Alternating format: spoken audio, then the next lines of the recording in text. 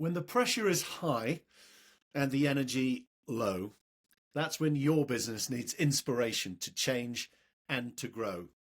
It's also when true captains show up.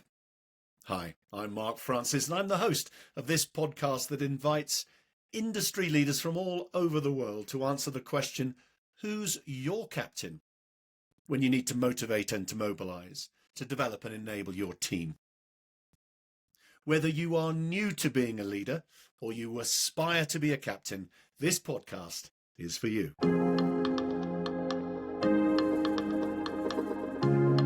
Now, did you know that 30% of the food produced in the world goes to waste? And on this podcast, I've got Souroush Honary here, which I'm delighted to have you with us. Souroush, welcome. Thank you. Happy to be here.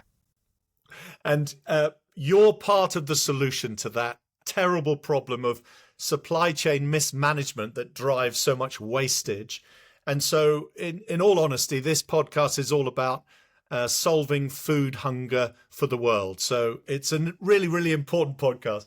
Now, you're CEO of an amazing business called SystemLoco. I've got 5 quick questions to set this up, Souroush. How long have you been CEO? So I founded the company in 2016, so almost 10 years now. Oh, that's brilliant. Good for you. How many staff do you have in the business now? We're just over 50, scattered around the US and the UK. Yeah. And that's really cool. Good for you. And am I right in thinking most of your staff are engineers? Would that be right? That's right, yeah. The majority are in the UK, and we have all of our engineering done in the UK. We've got our clients generally in the States, so most of the business development arm is in the States. Fantastic. So how many sites do you have in terms of where your staff are based? I'm sure a lot of them are remote, but how many different sites do you have? We've got 5 different sites, so 3 in the UK, across the north, so in Lancaster, Manchester and Nottingham, and then we've got a site in the US in Dallas, and also one in Taiwan, which is really managing manufacturing. Oh, that's really cool. Good for you. So truly global business. And one of the things I love, one of your sites is Lancaster, where I went to university. So there's a lovely connection because your amazing parents have a connection with the university as well, don't they? Yeah, they were both professors at Lancaster University, yeah, for many years. That's very cool. No pressure on you to be an achiever then, Souroush. Okay. And then how many customers do you have? Is that an easy question to answer across all of your sites? It's not an easy question to answer because we tend to go to market through partners. So we have a lot of end users, but we work through a number of partners that work with those. So if you look at overall end users that use our products, I think we're up beyond 1,000 right now. But in terms of really cool. the clients that we deal with day in, day out, there's probably 20, 30. God, yeah, really cool. Thank you. That's really interesting. Those are the quick fire questions. Help me understand what was the purpose, the great vision behind SystemLoco nearly 10 years ago, in 2016, wasn't it? 10 years. Mm-hmm. Why did you set the business up? What was the big purpose? I'd love to say that we had our purpose from the very outset. It sort of grew. We were very good at engineering. We had a great team of engineers, and we, by chance or by connections, we got into providing devices to be used in the supply chain. And then you start to learn more and more about, actually how important these devices can be and what's actually happening in the world of supply chain. And so is this why it's called SystemLoco, that there's chaos in supply chains globally, and all of the dynamics, the macro dynamics, increase the chaos, frankly. And so is that the reason for the name SystemLoco? It is, yeah. So loco means in Spanish, obviously crazy. In Latin, it means to find. And the supply chain is a system. So when you look at what's happening, there's a lot of parties involved, a lot of things that can go wrong, a lot of things that do go wrong, and a lack of visibility generally throughout the supply chain. So your wonderful business is helping make supply chains less crazy, more consistent, more efficient, and therefore back to the original big fact I shared about 30% of the world's food is wasted, that you are solving those problems using technology, using data and metrics and things like that. Yeah, I think it's not just us. I think there's others as well that are trying to make supply chains a lot more data driven. So historically, it's been a very reactive system. It's been something where the goods, once they've arrived, there's a problem. Now you're trying to work backwards and trying to work out, well, what went wrong? How can we improve it moving forwards? Our vision has always been trying to have data in near real time so we can try and identify those problems before they become a big problem, and sometimes even try and prevent them. So if we can see that there's a problem that could happen, it's, well, how can you get there and do something about it before it actually becomes a real big issue? So your solutions get that crucial data proactively to the user or decision maker. Yes, exactly. And then we work with partners that can often provide the intervention services. So, for instance, it might be as simple as a pallet of goods being tipped over that has some electronics inside. If you can get to that pallet before it reaches the port in China, or before it gets to the distribution center in the US or the UK, before it goes to the shops or people's houses, you can effectively limit the cost. And the cost of the disruption there that you've got is often 5 to 10 times more than the cost of the goods. So it really impacts the bottom line of the end customer. So this is fascinating for me because it's an area where I have absolutely no expertise in supply chain and database solutions. So I'm fascinated by this, Souroush. I'm also particularly interested in how did you, as an innovative person, coming up with solutions, how do you then create the product? What's the process you follow to say, I've got the idea, now I've actually got the solution? How did you do that? Well, we were quite blessed to be working closely with the end users from the start. So we had some end users that will say, these are our challenges, these are our problems. We'll be able to work closely with them to see what goes wrong. And then it's about, well, how can we collectively look at solving some of those issues? And it grows from there. So that voice of customer initially is the initial first step. And then it's effectively, again, having that team to be able to think of the ideas, to be able to work on the trials and the test cases so we can prove out ways that we can try and identify and manage issues. Now, this is fascinating for me because when we first spoke about this, you shared with me that you love the fact that you've got engineers within the business and engineers like working with engineers. So there's a big piece here around teamwork and sort of bringing together all of the knowledge. How do you do that as the leader? How do you do that as the CEO? How do you galvanize? How do you mobilize your resource? I think it starts with having good people, people that you can also empower, and you can build that sort of, you bring in people that you can learn from, and they will be able to effectively do things which you wouldn't be able to do yourself. And I think we've had that from the start, whether that's engineers are typically problem solvers. That's really what they are. Yeah. And they love having a puzzle in front of them. So by having a few people that will look at it often in different ways, you can sometimes come up with some very innovative ways to solve problems. Yeah. And so this is just my impression, Souroush, you'll have to tell me, but my impression is that you're someone that has the ability yourself to be an engineer, to be a problem solver, to be incredibly creative in that journey. How do you then separate? How do you then go, well, it's hands off now, and I'm going to delegate that to someone who can, when actually you could as well? How have you managed that transition? It's a good question. There's sometimes a lot which you can do by asking the right questions rather than trying to come up with the answers. I think in a leadership role, I've sort of learned to sort of not have to provide the answers myself, but to get the right questions out there. Why are we doing it this way? Have you considered something else? Or what do you think? And trying to get that sort of group to sort of work together and really try and think of, well, what are we trying to solve here and how can we best solve it? And I think that, yeah, I mean, I'm an engineer at heart, but I've got far better engineers around me than I ever was and I ever will be. So it's my, I suppose my job is just to ask the right questions and try and get them to think from a broader perspective and in terms of how can we solve these issues. That's great, because I mean, I called it a transition from, you're the boss, you're the innovator, to the collaborative leader that asks amazing questions, as it were. It's easy to say that, isn't it? And it's not easy to do, because a lot of leaders I work with think that the best way to get a job done is do it yourself. So kudos to you. There was a lovely thing in my research around, you've got a PhD in satellite communications. Is that right? That's right. Yeah. Very impressive. What does that bring to your understanding of what good looks like in terms of solutions for your customers? Well, it's a good question. I think again, a PhD is where you try and solve a problem that hasn't been solved before.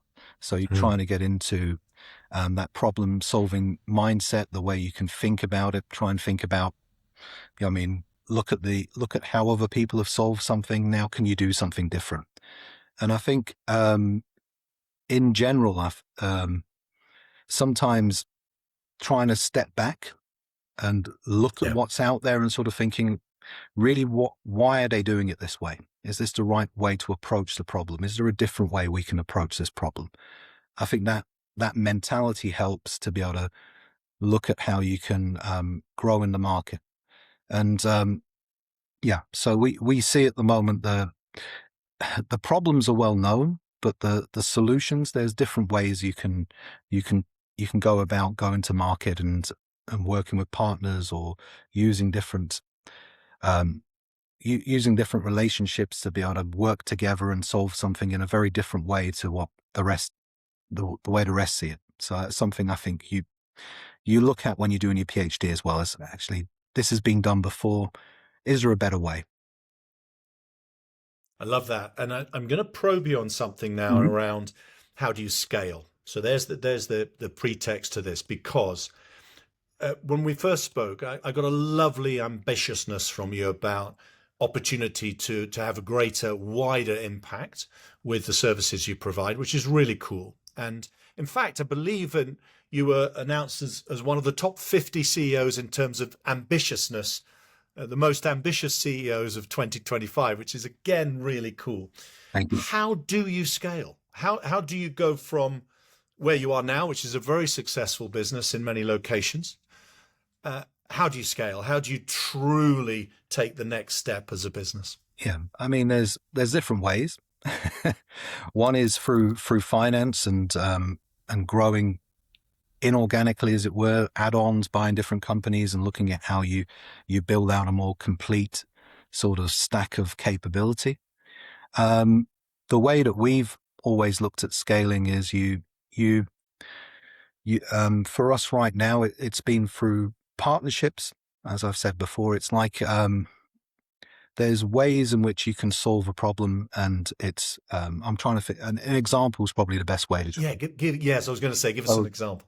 In the world that we live in right now, the price or the cost for tracking a shipment in the past has been over $100.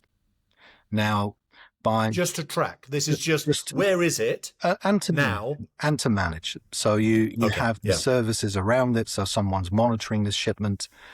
And now what you're seeing is a lot of changes in that market with respect to the fact that there's reusable packaging that's being used.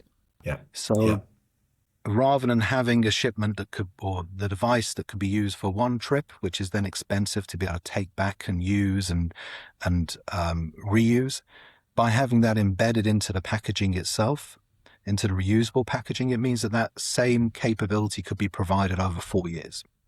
So in terms of the total cost of ownership, it brings it down significantly, and that increases the market size for you, because things which you wouldn't have traditionally been able to track because it would have been too expensive now becomes affordable.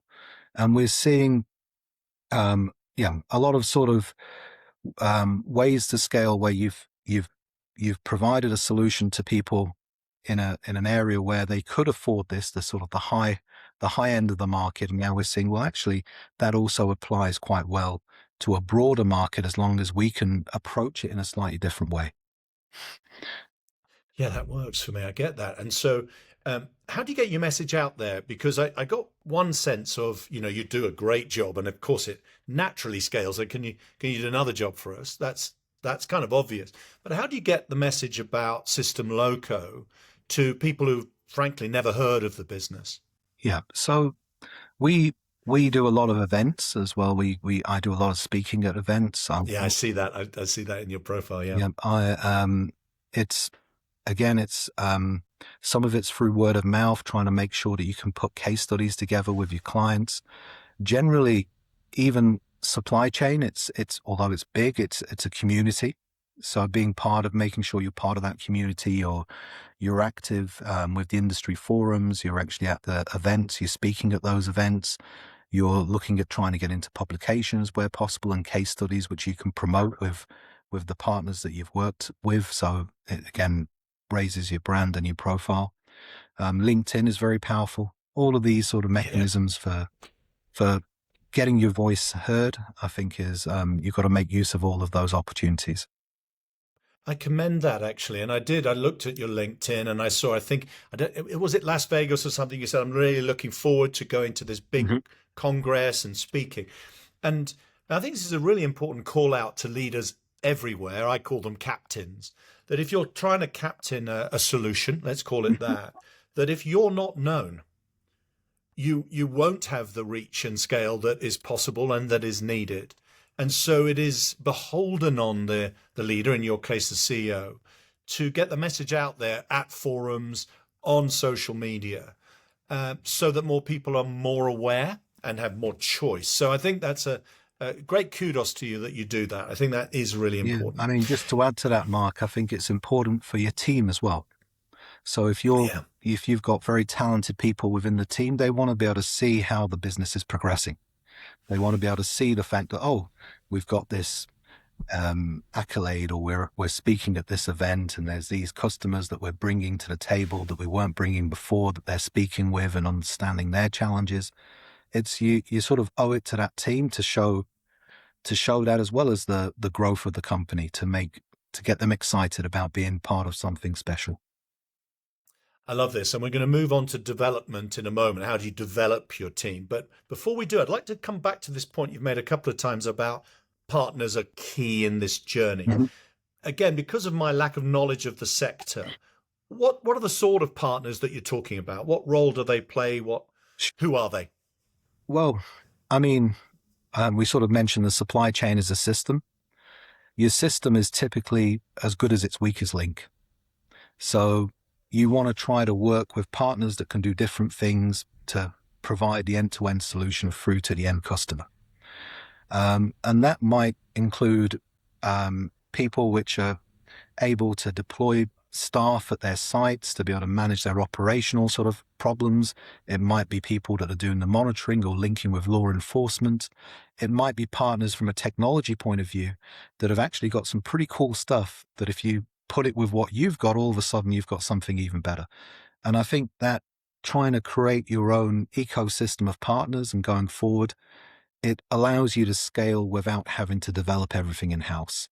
And I think that provides you with an amount of focus. It's very easy, I think, for people to sort of lose that focus and try and do too much. I've seen companies, for instance, build their own manufacturing facilities when you're thinking, really, are you a tech company or are you a manufacturing company? It's sort of like you start to lose your focus and introduce a lot of other problems, which ideally you can get others to manage for you, and that's what they specialize in. That's really cool. So it's a difficult question to answer. We asked the similar question before about how many customers do you have, and how many partners do you have in that sense? Is it almost endless? No. I think we've. If I was going to, off the top of my head, say about 20. Okay. 15. So this is very specialized in what they do in part of that ecosystem. Yeah. They really are the best at what they do, and then we work with them and do our bit and try to be the best at what we do. So overall, the end customer gets a great experience. Okay, this is great. I'm starting to piece this together beautifully now. So, in terms of the next phase, so when I talk about who's your captain, I think great leaders like yourself, Souroush, do have a vision as you do. They have the ability to mobilize their ecosystem, both their partners and their own staff. And they also then develop. So the next phase in that lovely journey of captaining change is developing where you need to develop, whether that's new product, whether that's specific skills in the team or new partners. Just bring to life for me, how do you do that? And again, a little bit of context. When we had this discussion, you said, I've got a great team. We've got great engineers, and engineers like working with engineers, and it's working. So that's great. And to continue to develop is a key part of being a great business. How do you develop your team to be even better? What's your development strategy? Yeah, I mean, when it comes to on the engineering front, I think the fact that they interact, they look at solving problems, and they're very humble. Naturally, I think there's a lot of there's a culture that's been developed over time, which is, and that's come from the founders and the original team that we had, where they're very open to people sort of coming in and asking what would be stupid questions, effectively. Ask questions and let's try and see where we can go. So I think that culture is important from the outset. Yeah. It's important as well that the whole team understand the market and understand the voice of the customer. So trying to get those people engaged, whether that's once a month or every week, but having little meetings with customers that come in and talk to the team and explain, look, this is what I love about your technology. This is what I don't like or what I can't do, which I'd love to be able to do. These sort of things, I think, it helps to keep them focused on what really matters to the end customers that we have. And then you have other industry events, the same way that we have events. I go to events to speak at conferences, and we've got these industry forums. There's a lot of events with for engineers even as well. So there's events where you speak with your suppliers that you're using in terms of your components. You go and you see what else is out there. The world's moving forward very quickly, and I think it's very easy to sort of close off the world, and then you realize, oh, everything's moved ahead a lot. So being out there, having your finger on the pulse of what's happening out there is important. We try to ensure that happens. Make sure that you can have an away day where they go to a conference, which is a technology conference if it's engineers. And again, with the same for sales or business development, you try to get them into areas where they're talking and mixing with peers from other companies to understand what others are doing and the approaches they're taking, the tools that they're using.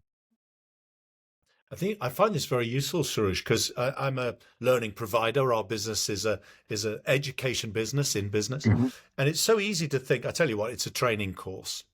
And what I just heard from you is actually, no, it's far more practical than that. So to help develop understanding of the industry and the situation, it's a customer forum where your engineers are with a customer and you're learning from each other. So very practical learning, which is really cool, actually. And I've got two questions that spur off that. One is, how do you keep developing yourself as the CEO? What's your personal development strategy, I suppose? For myself, there's a few things that I'm currently trying to understand and learn about. So one is actually accounting. I'm looking at doing some accounting courses just to understand how I can learn more about reading balance sheets and other things and things like that, which are important. Media training is something I've never done that I think I would benefit from myself as well. So you look at yourself as well, and I'm sure others do as well, as where do I think I can improve and what would help me? And then you start to look at options out there to try and improve.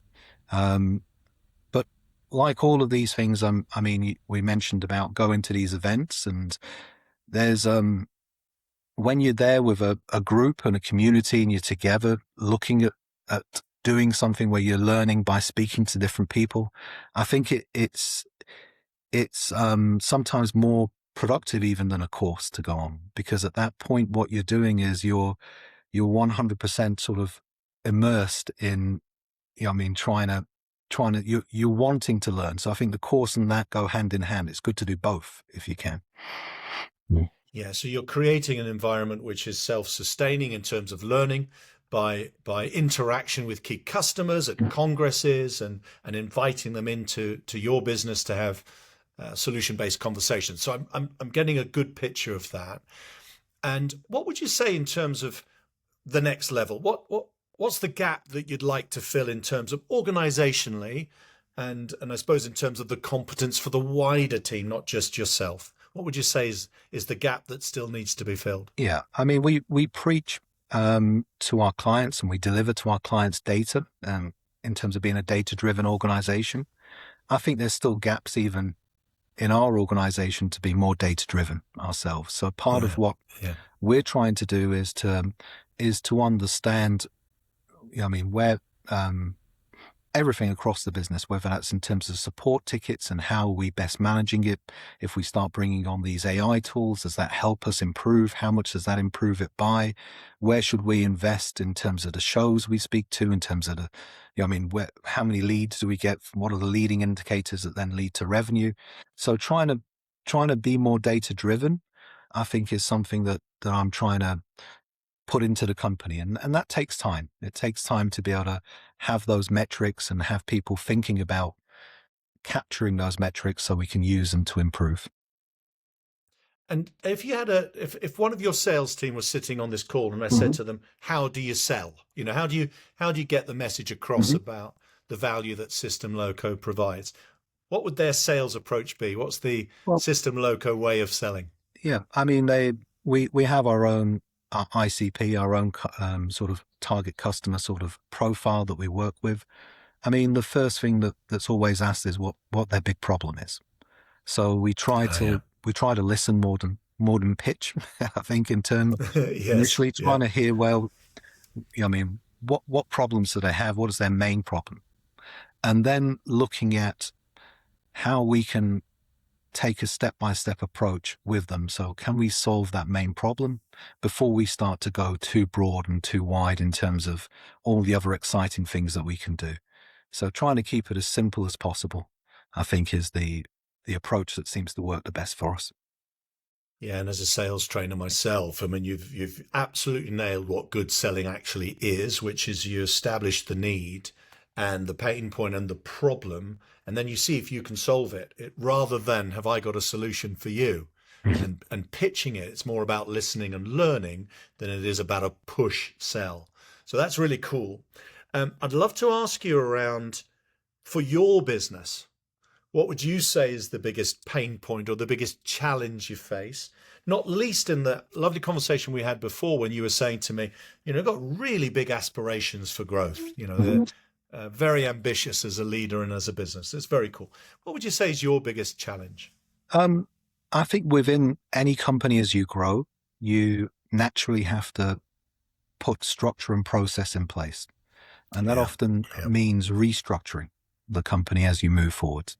So I think partially the challenge is that when you go through this stage where you're restructuring, you're forming a team, at that point you've got this, I mean, I think it's Bruce Tuckman that said you go through this forming, storming, phases, moving, performing. Yes. So I think absolutely.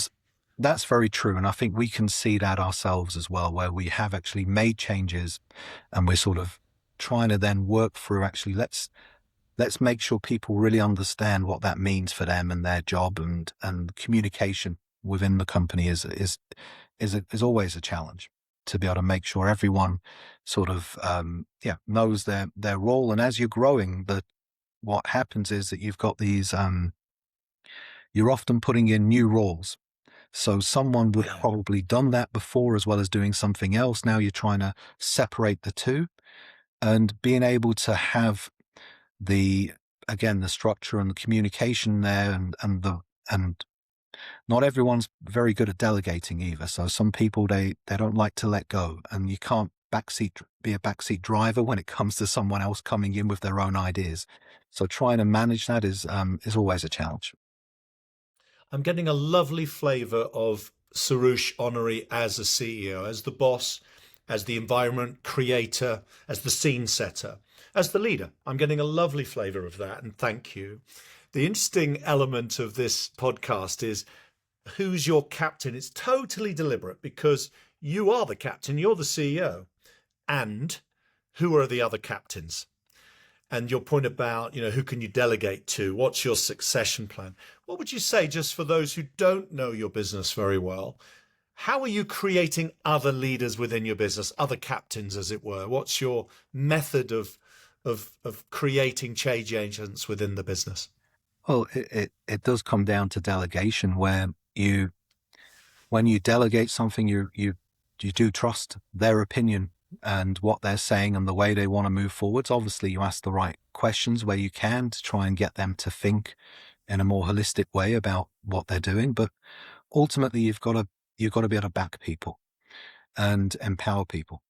And I think that that for me can mean that you almost got to accept that they might do things different. They might do things which you think are wrong, but you've got to support them in their approach as well, and sort of make sure by asking the right questions again that they're focused at solving the right problems. But it's about, I think, people being empowered and being trusted and supported in terms of how they want to deliver the end result. And you're creating that culture and that environment. That's clear to me. How have you changed over 10 years, Souroush? So 10 years as the CEO. Mm-hmm. Congratulations. What do you think are the main changes in your leadership style from 2016 to 2026?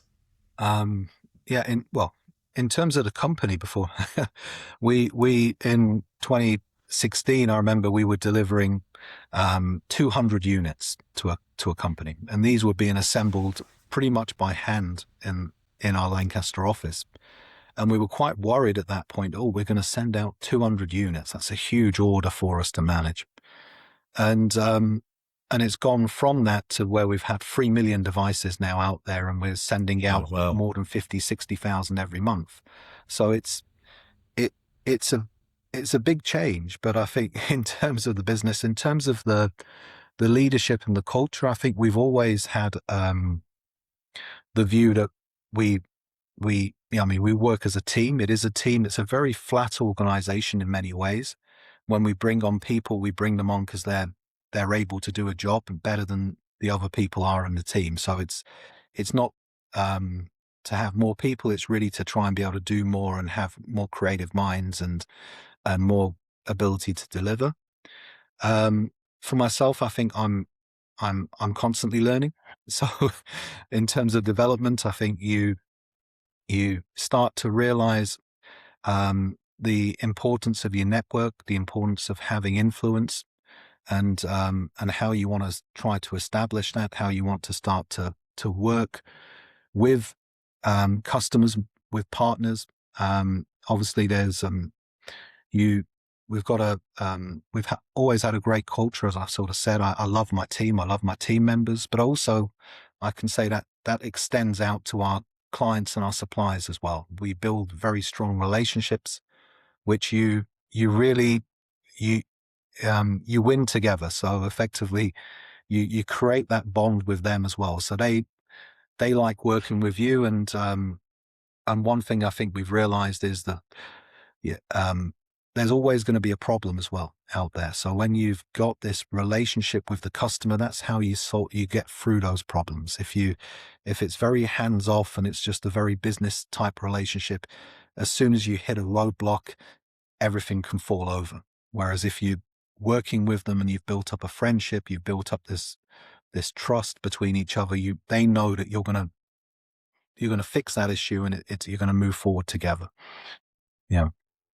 I love that, Souroush. What's triggering for me, I have a very good friend who's a leadership consultant, His name's Mark Fritz, and he's got a lovely expression about great leaders. He said, great leaders are nose in, thinkers out.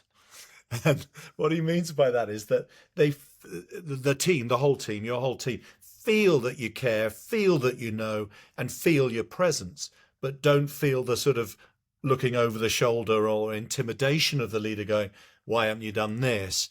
It's they're involved, but they're not taking responsibility away from the team. And I get a really strong flavour that that's your way, which is really cool. I love that.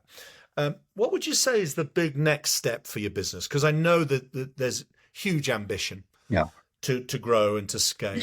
What would you say is the next big step? You mentioned Tuckman, forming, storming, norming, and performing. What would you say is the next big step for your business? Well, we're in a market that's growing very quickly, and I think there's a lot of external factors.